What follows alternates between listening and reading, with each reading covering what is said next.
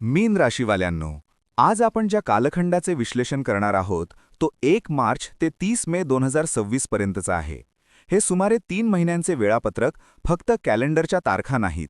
हा काळ साधा नाही. आमच्या गणनेनुसार हा काळ एका गहन समुद्रासारखा आहे. यात अपार खोली आहे, रहस्य आहे आणि अचानक जीवन परिवर्तनाचे योग आहेत. ज्योतिषशास्त्रात 18 वर्षांचा एक चक्र असतो. राहूला संपूर्ण राशीचक्राचं भ्रमण करण्यास 18 वर्षे लागतात. याचा अर्थ असा की आज ग्रहांची जी स्थिती, जे योग तुमच्या कुंडलीत तयार होत आहेत, ते मागील 18 वर्षात तयार झाले नव्हते आणि पुढील 18 वर्षांपर्यंत पुन्हा तयार होणार नाहीत. हा काळ महाबली राहूचा आहे. हा काळ तुम्हाला स्वप्नांपासून साकारतेकडे नेईल की धुक्यासारखा भ्रम निर्माण करून सर्व काही अस्पष्ट करेल. जर तुम्ही मीन राशी किंवा मीन लग्नाचे असाल तर या व्हिडिओच्या शेवटपर्यंत जोडलेले राहा, कारण आम्ही तुमच्या जीवनातील ते पान उघडणार आहोत जे 30 मे पर्यंत लिहिले गेले आहेत. भविष्यवाणी ऐकण्यापूर्वी हे समजणे अत्यंत आवश्यक आहे की अखेर ब्रह्मांडात घडत काय आहे. आपण या काळाला इतका निर्णायक का म्हणत आहोत? यामागे 3 मुख्य ज्योतिषीय तर्क आहेत. त्यांना लक्षपूर्वक समजून घ्या. एक छोटीशी गोष्ट शेअर करायची आहे. गेल्या काही काळापासून तुमचे बरेच कमेंट्स येत आहेत. पहिले आणि सर्वात मोठे कारण आहे शतभिषा नक्षत्र. या काळात राहू तुमच्या राशीच्या अगदी आधीच्या राशीत कुंभमध्ये भ्रमण करत आहेत. परंतु विशेष बाब अशी आहे की राहू आपल्या स्वतःच्या नक्षत्रात शतभिषामध्ये चालत आहेत. शतभिषाचा शब्दशः अर्थ स्वचिकित्सक असा होतो. जेव्हा एखादा ग्रह आपल्या स्वतःच्या नक्षत्रात असतो तेव्हा तो स्वतंत्र होतो. परिणाम देण्यासाठी त्याला इतर कोणत्याही ग्रहाची आज्ञा घेण्याची आवश्यकता नसते. तो आपल्या इच्छेचा स्वामी असतो. येथे राहू पूर्णपणे मुक्त आहे. याचा अर्थ असा की तुमच्या जीवनात जे काही घडेल ते शुभ असो किंवा अशुभ, ते अत्यंत तीव्र असेल. कोणताही दुसरा ग्रह त्यांना थांबवू शकणार नाही. दुसरे कारण आहे ग्रहांचे बलाबल किंवा त्यांची शक्ती. ज्योतिषात ग्रहांची ताकद त्यांच्या अंशांवरून मोजली जाते. आमच्या विश्लेषणानुसार जानेवारी ते मे 2026 दरम्यान राहू 18 अंश ते 12 अंशांच्या दरम्यान गोचर करत आहेत. लक्षात ठेवा, राहू नेहमी वक्री म्हणजे उलट चाल चालतात. ही 12 ते 18 अंशांची जी श्रेणी आहे तिला ग्रहांची युवावस्था म्हणतात. जसे एखाद्या तरुणामध्ये सर्वाधिक सामर्थ्य आणि उत्साह असतो, तसेच राहू या काळात आपल्या 100% शक्तीसह परिणाम देण्यासाठी तत्पर आहेत. ते ना बाल्यावस्थेत आहेत आणि ना वृद्धावस्थेत, ते पूर्णपणे सक्रिय आहेत. तिसरा आणि सर्वात महत्त्वाचा मुद्दा म्हणजे शनी आणि राहू यांचा संबंध. मीन राशीचे स्वामी गुरुदेव आहेत, पण या काळात शनिदेव तुमच्या राशीत विराजमान आहेत. ज्योतिषाचा नियम सांगतो की शनी वध राहू अर्थात ज्या राशीत बसतात त्या राशीच्या स्वामीप्रमाणेच वर्तन करतात. या काळात शनिदेव तुमच्या प्रथम भावात विराजमान आहेत. कुंडलीचा पहिला भाव व्यक्तिमत्व, आरोग्य आणि आत्म्याचा कारक असतो. याचा थेट अर्थ असा की तुमच्या 12व्या राशीत बसलेला शक्तिशाली राहू आपले संपूर्ण लक्ष, खर्च, आध्यात्मिक विकास आणि परदेशी संबंध मजबूत करण्याकडे लावेल. येथे राहू शनिदेवांसाठी एका दूताचे कार्य करत आहे, ज्याचे एकमेव उद्दिष्ट तुमच्यासाठी कर्मिक मुक्ती आणि गहन परिवर्तन आणणे आहे. तर या 3 महायोगांचा तुमच्या जीवनावर काय परिणाम होणार आहे, चला ते सविस्तर जाणून घेऊ. केतू तुमच्या 6व्या घरात बसले आहेत आणि शनी प्रथम भावात बसून राहूला नियंत्रित करत आहेत. पण 1 मार्च ते 30 मे पर्यंतचा हा प्रवास सरळ नाही, तो 2 भागांमध्ये विभागला गेला आहे. हे आपल्या मेंदूत नोंद करून ठेवा. पहिला टप्पा आहे 1 मार्च ते 28 मार्चपर्यंतचा, ज्याला आपण व्होल्कॅनिक फेज म्हणत आहोत, आणि दुसरा टप्पा आहे 29 मार्च ते 30 मे पर्यंतचा, ज्याला आपण डिसिप्लिन आणि एक्सपान्सिव्ह फेज म्हणू. या दोन्ही टप्प्यांमध्ये तुमच्या आयुष्याचे रंग कसे बदलतील, चला आता सविस्तर पाहूया. सर्वप्रथम तुमच्या व्यक्तिमत्व आणि तुमच्या मानसिक स्थितीबद्दल बोलूया. राहू या काळात तुमच्या 12व्या भावात म्हणजे खर्च आणि मोक्षाच्या घरात विराजमान आहे, आणि जर तुमची चंद्ररास मीन असेल तर हे तुमच्या चंद्रमा म्हणजे मनाच्या अगदी मागून जात आहेत. या काळात तुमचा मेंदू एका सामान्य माणसासारखा काम करणार नाही. तुमचा ब्रेन एका रहस्यमय महासागरासारखा बनेल. तुमच्या आत एक विचित्र आध्यात्मिक जुनून निर्माण होईल. तुम्ही ज्या गोष्टीच्या मागे लागाल ती समजूनच दम घ्याल. राहू तुम्हाला कठोर परिश्रमांपासून दूर नेईल आणि अंतर्गत शोधाकडे ढकलेल. तुम्ही विचार कराल, मी बाहेरील जगात का धावू? मी ध्यान, योग आणि रहस्यवादातून माझा मार्ग का काढू नये? ही विचारसरणी तुम्हाला खूप खोलवर घेऊन जाईल. तुम्ही तुमच्या स्पर्धकांपेक्षा 10 पावले पुढे विचार कराल. पण येथे एक खूप मोठा धोका आहे. 1 मार्च ते 28 मार्च दरम्यान, ज्याला आपण व्होल्कॅनिक फेज म्हणत आहोत, येथे एक ब्लेम पॅराडॉक्स कार्य करेल. हे खूप लक्ष देऊ नये का? या काळात तुम्ही लोकांचे कितीही मोठे चांगले काम केले तरी कोणी तुमची स्तुती करणार नाही, पण तुमच्याकडून अनवधानाने छोटीशी चूक झाली तरी लगेच सगळे तुमच्यावर तुटून पडतील. लोक विनाकारण तुमच्यावर बोट दाखवतील. तुमच्यावर असे आरोप होऊ शकतात जे तुम्ही केलेच नाहीत. याचा मानसशास्त्रीय परिणाम असा होईल की तुमच्या मनात अलिप्तता आणि बंडखोरी निर्माण होईल. तुम्ही विचार कराल की जग जाऊ द्या, आता मी एकटाच राहीन. मित्रांनो, आमचा सल्ला आहे की या काळात स्वतःची सफाई देण्यात वेळ वाया घालवू नका. हे राहूचे धुके आहे. हा काळ शांतपणे आपल्या अंतर्गत प्रवासावर फोकस करण्याचा आहे. आता जसेच 29 मार्चचा काळ येईल, राहूचा नवांश बदलेल. ते मकर नवांशमध्ये प्रवेश करतील, जी 11व्या भावाची ऊर्जा आहे.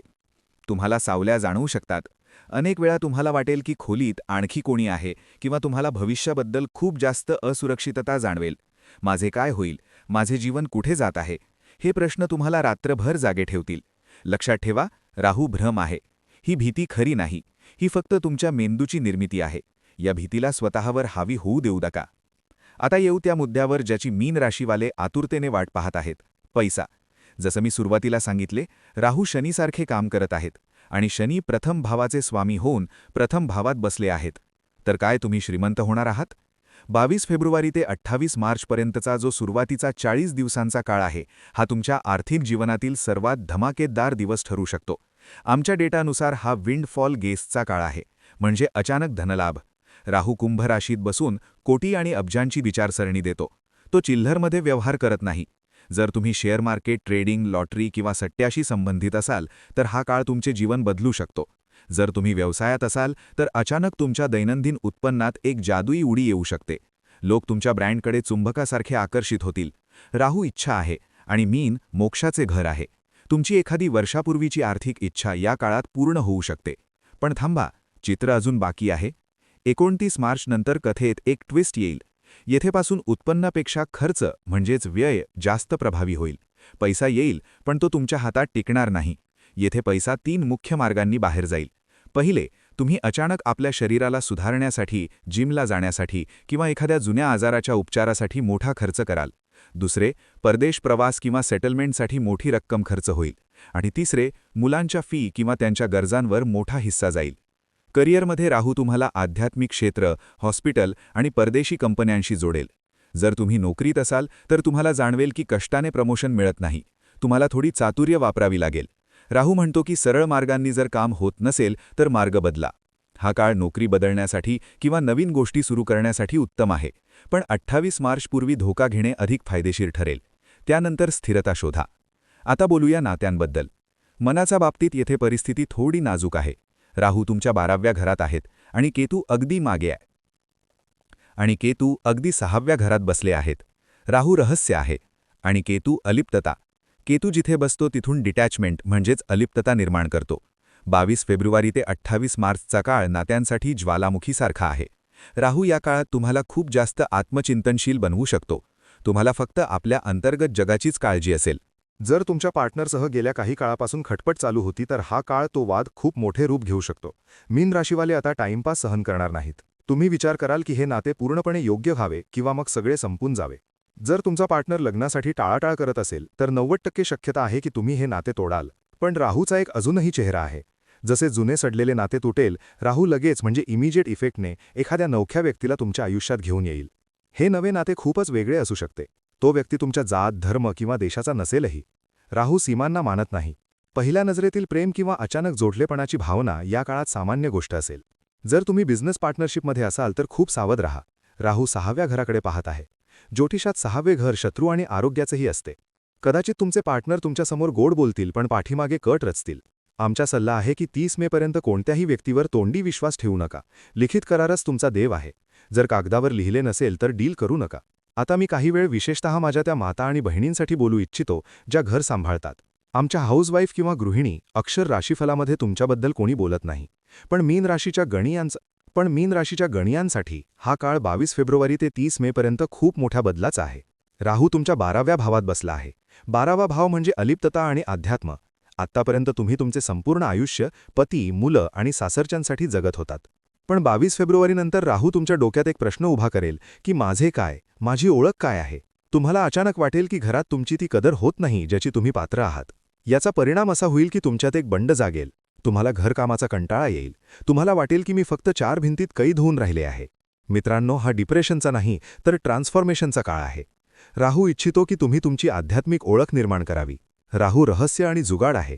जर तुम्ही एखादा side business, YouTube channel, boutique किंवा ऑनलाईन काम सुरू करू इच्छित असाल तर 28 मार्च पूर्वीचा काळ सर्वोत्तम आहे. तुम्ही पाहाल की तुम्ही घर बसल्या फक्त मोबाईलचा वापर करून तुमच्या पतीपेक्षा जास्त स्मार्ट पद्धतीने पैसे कमवू शकता. हा काळ स्वयंपाकघरातून बाहेर पडून आध्यात्मिक जग पाहण्याचा आहे. पण एक इशारा देखील आहे. शनी तुमच्या प्रथम भावात म्हणजे व्यक्तिमत्वात आहेत. सासरच्या बाजूसोबत, विशेषतः सासू किंवा नणंदीसोबत तुमच्या वाणीमुळे कलह होऊ शकतो. 28 मार्चपर्यंतच्या काळात तुम्हाला खूप राग येईल. छोट्या छोट्या गोष्टींवर तुम्ही चिडाल. कदाचित तुम्ही रागात काही असे बोलाल ज्यामुळे गोष्ट खूप बिघडेल. जेव्हा कधी राग येईल तेव्हा लगेच उत्तर देऊ नका. राहू तुमच्या तोंडातून आग ओकू शकतो. थोडे पाणी प्या आणि शांत रहा. गृहिणींनी या काळात आपल्या आरोग्याचीही काळजी घ्यावी. राहू धूर आहे. ही आजार शारीरिक नाही मानसिक आहे. घरात अंधाऱ्या कोपऱ्यात बसू नका. सूर्यप्रकाशात बाहेर पडा आणि सकाळची फेरी सुरू करा. हे राहूचा प्रभाव कमी करेल. तर माझ्या बहिणींनो, हा काळ रडण्याचा नाही तर आपली शक्ती ओळखण्याचा आहे. राहू तुम्हाला हाऊसवाईफपासून स्पिरिच्युअल गाईड बनवण्यासाठी आला आहे. निवड तुमची आहे. आता बोलूया शिक्षण आणि भाग्याबद्दल. राहूची 5वी दृष्टी तुमच्या 4थ्या स्थानावर आहे. जे विद्यार्थी परदेशात शिक्षणासाठी जाऊ इच्छितात त्यांच्यासाठी 29 मार्च नंतरचा काळ वरदानापेक्षा कमी नाही. विसाची फाईल जी धूळ खात होती आता ती पास होईल. पण जे विद्यार्थी इथे आहेत त्यांचे मन अभ्यासापासून विचलित होऊ शकते. तुम्ही अचानक तुमचा विषय किंवा स्ट्रीम बदलण्याचा निर्णय घेऊ शकता. हा राहूचा गोंधळ आहे, त्यात येऊन अभ्यास सोडू नका. राहूची 9वी दृष्टी भाग्यस्थानावर आहे. हा भाग्योदयाचा काळ आहे. पण हे भाग्य सरळ मार्गाने येणार नाही. तुम्हाला थोडे वाकडे तिकडे मार्ग स्वीकारावे लागतील. वडिलांच्या आरोग्याबाबत 22 फेब्रुवारीपासूनच सावध राहा. वडिलांसोबत वैचारिक मतभेद होऊ शकतात. छोट्या गोष्टीवर वाद करू नका, नाहीतर घराचे वातावरण बिघडू शकते. तुम्ही धार्मिक असाल पण दिखावा तुम्हाला आवडणार नाही आणि तेच योग्य आहे. देवगुरू बृहस्पती तुमचे संरक्षण करत आहेत, पण त्यांना पाखंडाचा तिरस्कार आहे. जर तुम्ही पूजापाठाचा दिखावा केला तर तुमचे सुरक्षा कवच तुटू शकते. मित्रांनो, समस्या आहे तर उपायही आहे. कारण राहू या काळात युवा अवस्थेत आहे आणि शतभिषा नक्षत्रात आहे, तर हलके फुलके उपाय काम करणार नाहीत. तुम्हाला खूपच अचूक उपाय करावे लागतील. हे उपाय 30 मेपर्यंत तुम्ही तुमच्या आयुष्याचा भाग बनवा. सर्वात महत्त्वाचा उपाय दुधाची चेतावणी. शनी तुमच्या प्रथम भावात आहेत. लाल किताब सांगते की जेव्हा शनी पहिल्या भावात असतो तेव्हा दूध दान करू नये. जर तुम्ही मंदिरात किंवा एखाद्या गरीबाला दूध दान केले तर तुमची आध्यात्मिक वाढ थांबू शकते. करायचे काय? रोज अंघोळीनंतर आपल्या कपाळावर कच्च्या दुधाचा तिलक लावा. हे तुमची वाणी मधुर करेल आणि राहूचा धूर शांत करेल. दुसरा उपाय, हनुमत आराधना. राहू आणि शनी दोघांनाही नियंत्रित करण्याची शक्ती फक्त हनुमानजींमध्ये आहे. प्रत्येक मंगळवारी हनुमानजींना बुंदीचा प्रसाद अर्पण करा आणि शक्य असल्यास दररोज संध्याकाळी हनुमान चालिसाचा पाठ करा. हे तुम्हाला अनोळखी भीती आणि असुरक्षिततेपासून वाचवेल. तिसरा उपाय, राहू गायत्री मंत्र. राहूच्या दुष्प्रभावाला कमी करण्यासाठी आणि त्याच्या बुद्धीचा लाभ घेण्यासाठी सूर्यास्तानंतर 108 वेळा या मंत्राचा जप करा. चौथा उपाय, दिखावा करू नका. सर्वात मोठा उपाय तुमचे वर्तन आहे. राहू तुम्हाला अहंकारी बनवू शकतो, पण लक्षात ठेवा तुमच्या कुंडलीत सध्या गुरु चांगले आहेत. जर तुम्ही नम्र असाल आणि दिखावा केला नाही तर तुम्ही राहूचे विषही अमृतात बदलू शकता. तर मित्रांनो, हे होते मीन राशीचे 22 फेब्रुवारी ते 30 मे 2026 पर्यंतचे विस्तारित हाल. घाबरण्याची गरज नाही. राहू 18 वर्षानंतर तुम्हाला काही मोठं देण्यासाठी आले आहेत. फक्त 3 गोष्टी लक्षात ठेवा. नशापासून दूर राहा, हे तुम्हाला बर्बाद करू शकते. कागदी कारवाई पक्की ठेवा. विश्वास ठेवू नका. आणि नात्यांमध्ये जर कोणी जात असेल तर त्याला जाऊ द्या, कारण काहीतरी चांगले तुमची वाट पाहत आहे. हा काळ स्वतःला ओळखण्याचा आहे, आपल्या मर्यादा तोडण्याचा आहे. महाबली राहू तुमची झोळी आनंद आणि यशाने भरून टाको, हीच प्रार्थना आहे. जर तुम्हाला हे विश्लेषण आवडले असेल आणि तुम्ही इच्छिता की आम्ही पुढेही असेच विस्तारित विश्लेषण आणत राहू तर व्हिडिओला नक्की लाईक करा. आपल्या मीन राशीच्या मित्रांना आणि कुटुंबासोबत शेअर करा. कॉमेंटमध्ये जय शनिदेव, हर हर महादेव लिहून आपली हजेरी नक्की लावा. पुढील व्हिडिओमध्ये भेटूया एका नवीन भविष्यवाणीसह. तोपर्यंत आनंदी रहा, सतर्क रहा. हर हर महादेव.